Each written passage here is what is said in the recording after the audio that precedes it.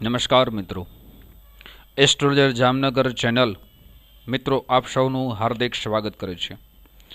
મિત્રો, આજે આપણે ખાસ કરીને મંગળ ગ્રહ વિશે જાણશું કે જન્મકુંડળીની અંદર મંગળ કયા ગ્રહો સાથે રહેવાથી કેવું ફળ આપે છે, અથવા એમ કહી શકાય કે મંગળ કોઈ ગ્રહ સાથે યુતિ થાય તો એક ગ્રહ કયું ફળ જીવનમાં શુભ આપે કે અશુભ આપે, એ વિષય ઉપર ખાસ આજ ચર્ચા કરશું. મિત્રો, મંગળ એક પૌરાણિક શાસ્ત્ર અનુસાર પૃથ્વી પુત્ર ગણાય છે. સાથે મંગળ પ્રધાન વ્યક્તિમાં ભગવાન શિવનો જુસ્સો અને ગુસ્સો અને પૃથ્વી સમાન ઉદારતા જોવા મળે છે. મંગળ એ અગ્નિ તત્વનો ગ્રહ છે. મંગળ એટલે શુભ, મંગળ એટલે કલ્યાણકારી અને પવિત્ર. આમ છતાં જ્યોતિષની ભાષાએ જોઈએ તો જ્યોતિષોએ મંગળ ગ્રહને ખૂબ જ વિવાદાસ્પદ બનાવ્યો છે. લગ્ન હોય કે છૂટાછેડા, આપઘાત હોય કે ઓપરેશન, મંગળ હંમેશા અગ્રે સ્થાને રહે છે. આ મંગળ જ્યારે અન્ય ગ્રહોની યુતિમાં આવે ત્યારે તેના પરિણામ કેવા હોય એ વિષય ઉપર ખાસ મિત્રો આજ ચર્ચા કરશું.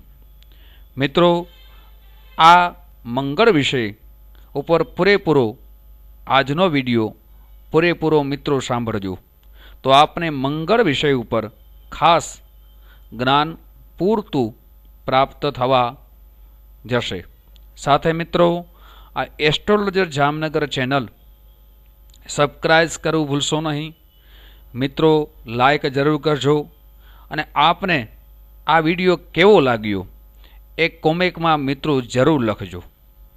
મિત્રો, સૌથી પહેલાં મંગળ સાથે જો ચંદ્ર જોડાય, એમ કહી શકાય મંગળ અને ચંદ્રની યુતિ થાય તો એને માંગલ્ય યોગ સર્જાય છે, જેને જ્યોતિષની ભાષામાં લક્ષ્મી યોગ કહે છે.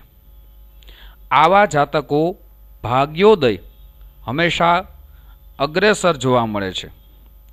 ચંદ્ર અને મંગળની યુતિવાળા જાતકો જીવનમાં સારામાં સારું ધન સુખ જોવા મળ્યું છે. પરંતુ આવા યોગ શુભ સ્થિતિમાં હોવા ખૂબ જ જરૂરી છે. ધારો કે મકર રાશિમાં આવી યુતિ થાય તો મકર રાશિમાં મંગળ ઉચ્ચનો બને, પરંતુ ચંદ્ર અસ્ત રાશિમાં આવતા નિર્બળ બને છે.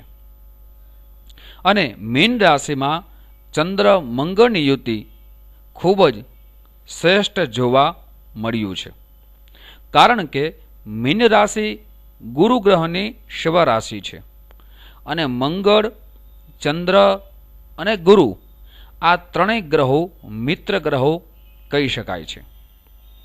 તો મિત્રો, ચંદ્ર અને મંગળની યુતિ પરથી ગોચરનો જો શનિ રાહુ ભ્રમણ થાય તો આવા સમયે જાતકની 2 નંબરી આવકમાં વધારો થાય છે.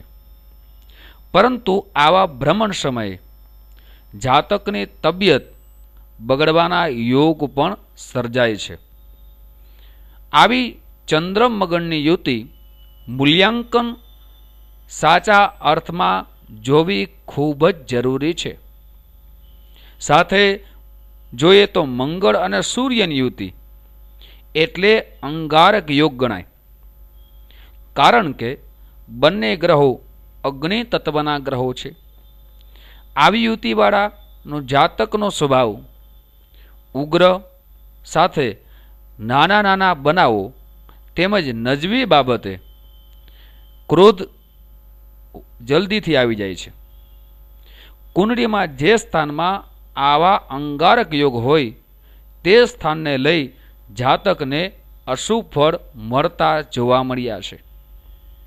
ધારો કે 7મા સ્થાનમાં આવી યુતિ હોય તો લગ્ન જીવનમાં વિવાદ ઊભો થવાની શક્યતા બની શકે છે. સાથે મિત્રો મંગળ અને બુધની યુતિ એટલે બુદ્ધિ, તીવ્રતા અને ઝડપનો સમન્વય કહી શકાય.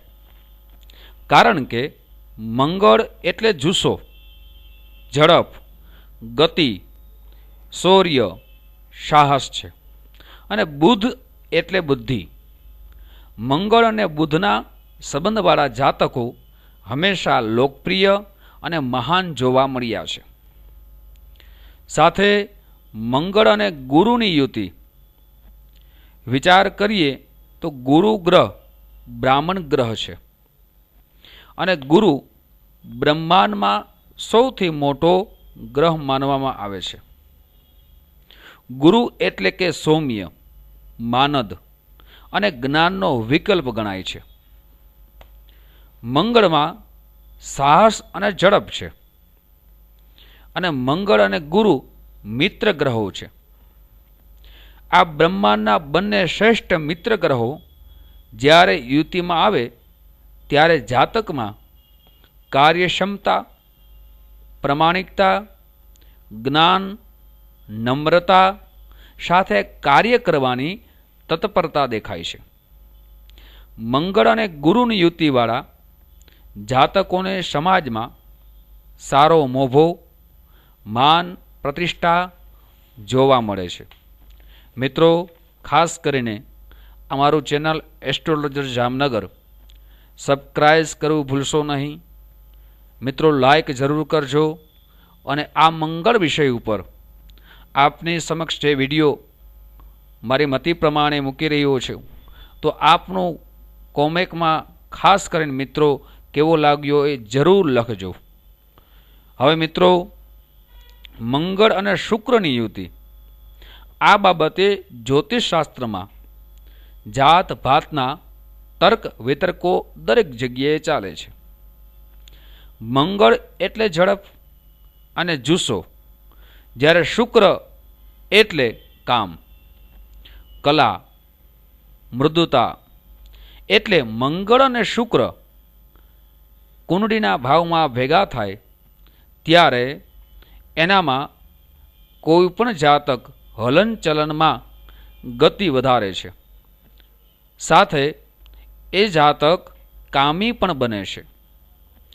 મંગળ અને શુક્રના અશુભ સંબંધો ક્યારેક અવળા રસ્તે લઈ જાય છે. સાથે નારદ સંહિતામાં પણ લખ્યું છે કે મંગળ અને શુક્રના સંબંધો અનિષ્ટ સાથે કલંક લગાડવામાં પણ આ જોવા મળ્યા છે. આ પ્રકારની યુતિવાળા ગુપ્ત રોગથી પીડાતા પણ જોવા મળ્યા છે. સાથે હવે મિત્રો વાત કરીએ મંગળ અને શનિની યુતિ, એટલે કે શત્રુ ગ્રહોની યુતિ ગણાય.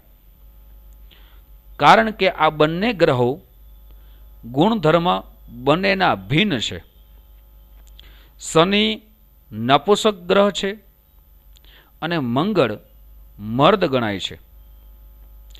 શનિ અંધારિયો ગ્રહ જ્યોતિષશાસ્ત્રમાં કહેવામાં આવ્યો છે, જ્યારે મંગળ રાતો ગ્રહ કહી શકાય છે.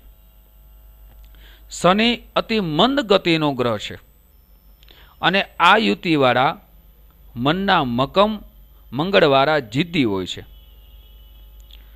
ટેકનિકલ લાઈન માટે આવી યુતિ સારી કહી શકાય, પરંતુ એકંદરે મંગળ અને શનિની યુતિ હંમેશા ફળ માઠા જોવા મળ્યા છે. સાથે મિત્રો જોઈએ તો મંગળ અને રાહુની યુતિ જન્મકુંડળીમાં કોઈ પણ ભાવમાં કૌભાંડ યોગ ગણી શકાય છે.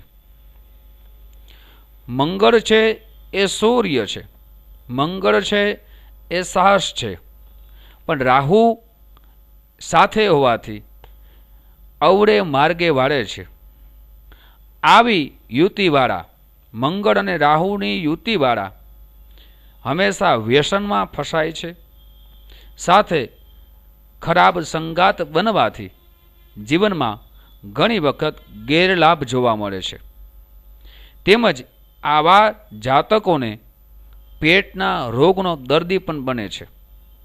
મંગળ અને કેતુનું બંનેનું સમન્વય એક જ ફળ મળે છે અને એમને પણ એક અંગારક યોગ તરીકે ગણવામાં આવે છે. મિત્રો, મંગળ કયા ગ્રહ સાથે કેવું ફળ આપે એ વિષય ઉપર ખાસ ચર્ચા કરી. મિત્રો, ખાસ અમારું ચેનલ સબસ્ક્રાઇબ કરવું ભૂલશો નહીં, લાઇક કરવું ભૂલશો નહીં. આપ સૌને મારા જય શ્રી કૃષ્ણ. મહાદેવ હર.